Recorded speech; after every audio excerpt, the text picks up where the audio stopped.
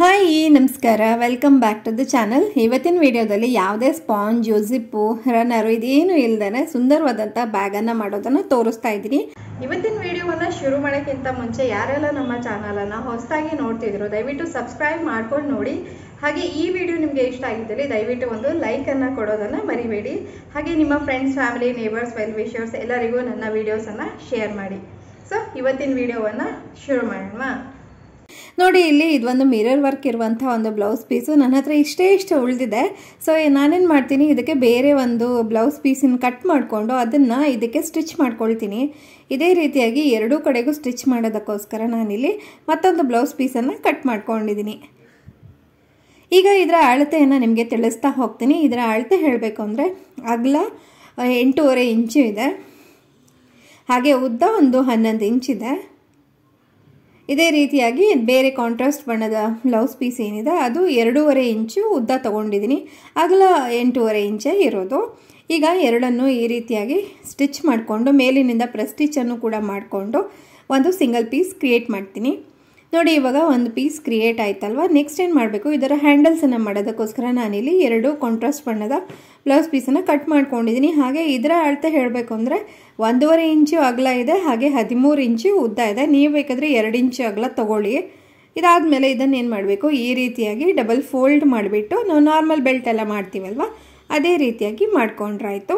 ನೋಡಿ, 2 belts ready ಆಯಿತು.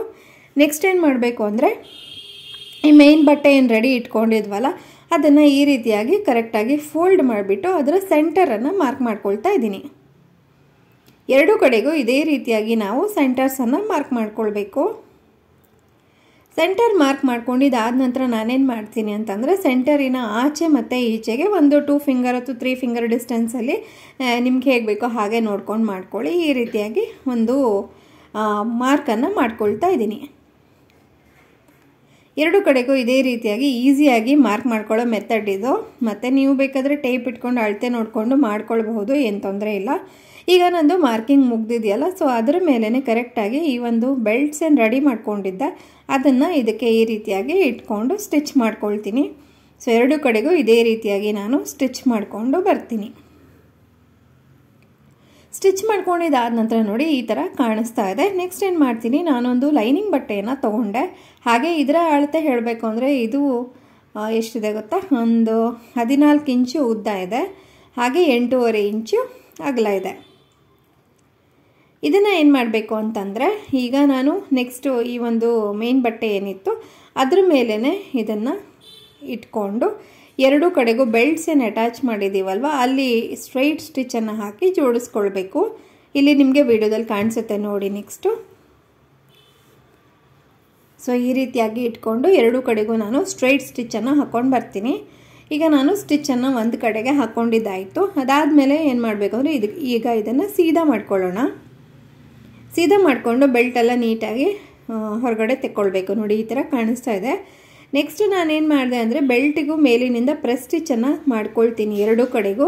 ಅದೇ ಹೊತ್ತಲ್ಲಿ ಉಳಿದಿರುವಂಥ ಈ 2 ಸೈಡ್ಸ್ಗೇನಿದೆ ಅದಕ್ಕೂ ಕೂಡ ಸ್ಟಿಚ್ಚನ್ನು ಹಾಕ್ಕೊಂಡು ಎಕ್ಸ್ಟ್ರಾ ಬಟ್ಟೆಯನ್ನು ನಾನು ಕಟ್ ಮಾಡಿ ತೆಕ್ಕೊಳ್ತೀನಿ. ಈಗ ನೀಟಾಗಿರುವಂಥ ಒಂದು ಸಿಂಗಲ್ ಪೀಸು ನಮಗೆ ರೆಡಿ ಸಿಕ್ಕಿದೆ. ನೆಕ್ಸ್ಟು ನಾನು ಈ ಬೆಲ್ಟ್ ಮಾಡೋದಕ್ಕೋಸ್ಕರ ಇಲ್ಲಿ ವೆಲ್ಕ್ರೋವನ್ನು ಬಳಸ್ತಾ ಇದ್ದೀನಿ. ಸೊ ವೆಲ್ಕ್ರೋವನ್ನು ಈ ರೀತಿ ಓಪನ್ ಮಾಡಿಬಿಟ್ಟು ಎರಡೂ ಕಡೆಗೂ ನಾವು ಬೆಲ್ಟನ್ನು ಅಟ್ಯಾಚ್ ಮಾಡಿತ್ತಲ್ವ ಬೆಲ್ಟಿನ ಸೆಂಟರಲ್ಲಿ ಬರಬೇಕು ಈ ವೆಲ್ಕ್ರೋ. ಆ ರೀತಿಯಾಗಿ ನೋಡಿಕೊಂಡು ಅದನ್ನು ಹಾಗೆ ಇಟ್ಕೊಂಡು ಸ್ಟಿಚ್ ಮಾಡ್ಕೊಂಡು ಬರ್ತೀನಿ. ಈಗ ನಾನು ಸ್ಟಿಚ್ ಮಾಡ್ಕೊಂಡಿದ್ದಾಯಿತು ನೋಡಿ, ಹೀಗೆ ಬಂದಿದೆ. ನೆಕ್ಸ್ಟ್ ಏನು ಮಾಡ್ತೀನಿ ಅಂತಂದರೆ ನಾನು ಈ ಒಂದು ಸೈಡಲ್ಲಿ ಸುಮಾರು 1 ಇಂಚ್ ಆಗೋ ರೀತಿ ಮಡ್ಚ್ಕೊಳ್ತೀನಿ. ಮಡ್ಚ್ಕೊಂಡು ಅದರ ತುದಿಗೆ ಒಂದು ಸ್ಟ್ರೈಟ್ ಸ್ಟಿಚ್ಚನ್ನು ಹಾಕ್ಕೊಳ್ತೀನಿ. ಅದೇ ಥರ ಇನ್ನೊಂದು ಕಡೆಗೂ ಅದೇ ಕ್ರಮವನ್ನು ಅನುಸರಿಸ್ತೀನಿ. ಆಲ್ಮೋಸ್ಟ್ ಒಂದು ಅಪ್ರಾಕ್ಸಿಮೇಟ್ಲಿ 1 ಇಂಚ್ ಆಗುವಷ್ಟು ನಾನಿಲ್ಲಿ ಮಡಿಸ್ತಾ ಇದ್ದೀನಿ. ಸೊ ಈಗ ನಾನು ಸ್ಟಿಚ್ ಮಾಡ್ಕೊಂಡಿದ್ದಾಯಿತು ನೋಡಿ, ಈ ರೀತಿಯಾಗಿ ಬಂದಿದೆ. ಎರಡೂ ಕಡೆಗೂ ಒಂದು ಸ್ಟ್ರೈಟ್ ಸ್ಟಿಚ್ಚನ್ನು ಹಾಕ್ಕೊಂಡ್ರೆ ಒಂದೊಳ್ಳೆ ಶೇಪ್ ತೊಗೊಳುತ್ತೆ ಇದು, ಅದಕ್ಕೋಸ್ಕರ.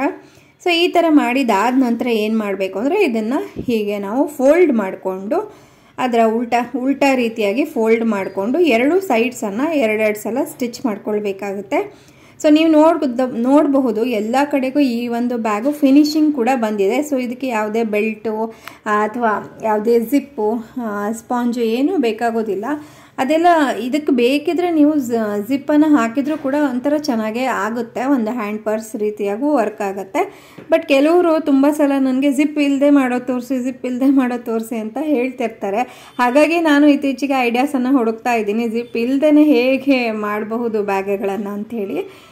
ಸೊ ನೋಡಿ, ಈಗ ಇದನ್ನು ಎರಡು ಕಡೆ ಸ್ಟಿಚ್ ಮಾಡ್ಕೊಂಡಿದ್ದಾಯಿತು. ಈಗ ಇದನ್ನು ಸೀದಾ ಮಾಡಿಕೊಂಡ್ರೆ ನೋಡಿ ಈ ರೀತಿಯಾಗಿ ತುಂಬಾ ಚೆನ್ನಾಗಿರುವಂಥ ಒಂದು ಹ್ಯಾಂಡ್ ಪರ್ಸು ರೆಡಿ ಆಯಿತು. ನೀವೇ ಫಸ್ಟಿಗೆ ನೋಡಿದ ಹಾಗೆ ನನ್ನ ಹತ್ರ ಮಿರರ್ ವರ್ಕಿನ ಬ್ಲೌಸ್ ಪೀಸು ಎಷ್ಟು ಸಣ್ಣ ಚೂರಿತ್ತು ಅಂಥೇಳಿ, ಅದಕ್ಕೆ ನಾವು ಬೇರೆ ಬೇರೆ ಬ್ಲೌಸ್ ಪೀಸ್ಗಳ ಮಿಕ್ಸ್ ಆ್ಯಂಡ್ ಮ್ಯಾಚ್ ಕಾಂಬಿನೇಷನ್ ಮಾಡಿಕೊಂಡು ಆ ಬಟ್ಟೆಯನ್ನು ದೊಡ್ಡದು ಮಾಡಿಕೊಂಡು, ಅಂದರೆ ಕಾಂಬಿನೇಷನ್ನಲ್ಲಿ ಚೆನ್ನಾಗಿ ಕಾಣೋ ರೀತಿಯಾಗಿ ಮಾಡಿಕೊಂಡು ನಂತರ ಈ ಥರ ಬ್ಯಾಗು ಮತ್ತು ಪರ್ಸು ಇದನ್ನೆಲ್ಲ ಮಾಡ್ಕೊಳ್ಬಹುದು. ಸೊ ನೋಡಿ, ಇದು ಫೈನಲ್ ಲುಕ್ಕು ಈ ರೀತಿಯಾಗಿ ಕಾಣಿಸ್ತಾ ಇದೆ. ಇದಕ್ಕೆ ನೀವು ವೆಲ್ಕ್ರೋ ಬದಲಾಗಿ ಮ್ಯಾಗ್ನೆಟಿಕ್ ಬಟನ್ಸ್ ಬರುತ್ತಲ್ಲ, ಅದನ್ನು ಬೇಕಾದರೂ ತಂದು ಹಾಕ್ಕೊಳ್ಬಹುದು. ಅದು ಕೂಡ ತುಂಬಾ ಚೆನ್ನಾಗಿ ಕಾಣಿಸುತ್ತೆ. ನೋಡಿ ಈ ರೀತಿಯಾಗಿ ಕಾಣಿಸ್ತಾ ಇದೆ. ಇದು ಒಂದು ಫೈನಲ್ ಲುಕ್ಕು. ಸೊ ಇದಾಗಿತ್ತು ಇವತ್ತಿನ ಒಂದು ವಿಡಿಯೋ. ಇವತ್ತಿನ ವಿಡಿಯೋ ನಿಮ್ಮೆಲ್ಲರಿಗೂ ಹೇಗೆ ಅನ್ನಿಸ್ತು, ಇಷ್ಟ ಆಯಿತು ಅಂತ ನಾನು ಭಾವಿಸ್ತಾ ಇದ್ದೀನಿ. ಇಷ್ಟ ಆಗಿದ್ದಲ್ಲಿ ಪ್ಲೀಸ್ ಒಂದು ಲೈಕ್ ಕೊಡಿ. ಹಾಗೆ ಚಾನಲ್ಗೆ ಹೊಸಬರಾಗಿದ್ದಲ್ಲಿ ಸಬ್ಸ್ಕ್ರೈಬ್ ಮಾಡ್ಕೊಳ್ದೆ ನೋಡ್ತಾ ಇದ್ದರೆ ಸಬ್ಸ್ಕ್ರೈಬ್ ಅಂತೂ ಖಂಡಿತವಾಗಿ ಮಾಡ್ಕೊಳ್ಳಿ. ಹಾಗೆ ನಮ್ಮನ್ನು ನೀವು ಫೇಸ್ಬುಕ್ ಮತ್ತು ಇನ್ಸ್ಟಾಗ್ರಾಮಲ್ಲೂ ಕೂಡ ಫಾಲೋ ಮಾಡ್ಬೋದು. ನಾನು ಸಿಗ್ತೀನಿ ಮತ್ತೊಂದು ಹೊಸ ಐಡಿಯಾದೊಡನೆ. ಧನ್ಯವಾದಗಳು. Thank you.